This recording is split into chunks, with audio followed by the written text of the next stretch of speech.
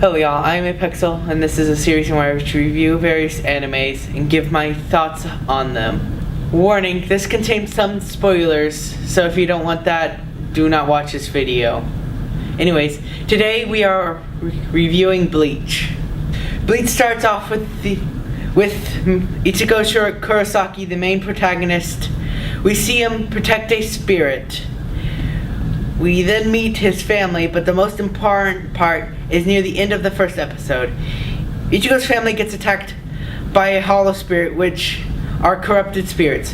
Before this, Ichigo meets Rukia, a Shinigami. Rukia finds herself unable to beat this hollow for some reason and gives Ichigo some of her power, so Ichigo becomes a substitute Shinigami. The first arc is Ichigo fighting hollows.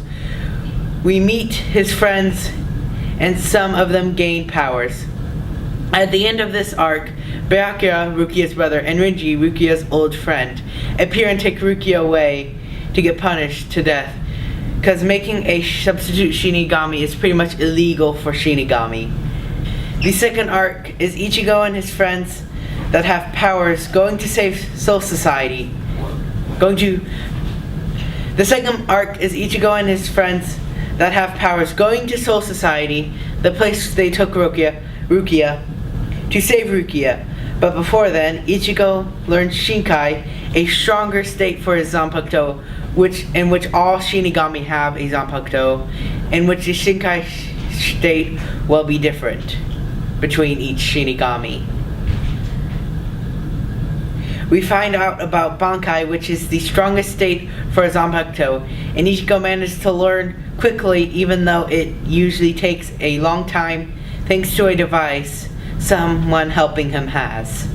The next arc is a fill arc that has bounce. After that, we have the Arrancar arc. We find out about these enhanced hollows that are turned into Arrancar. One of Ichigo's friends gets taken away again.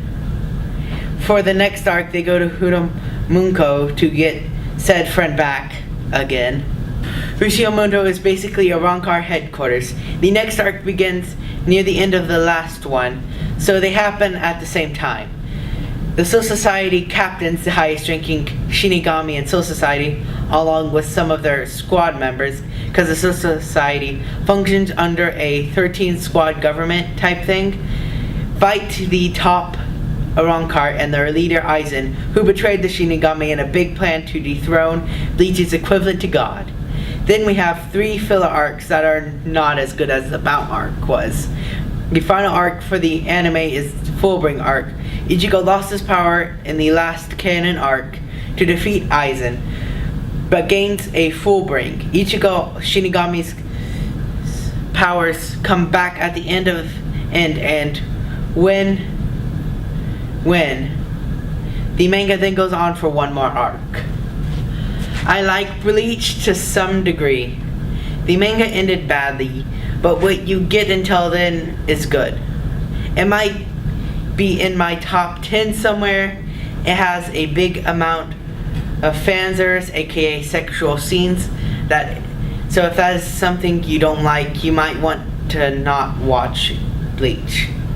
Whether or not the manga ended badly is subjective, but it definitely isn't what it could have been. It could have ended it could have ended so many different ways, but it ended in a Deus Ex Machina, aka random power-up or item that wins the fight for them, that had no build-up and we knew nothing about until then. Type event, which happens multiple times. The anime ended off good, decent.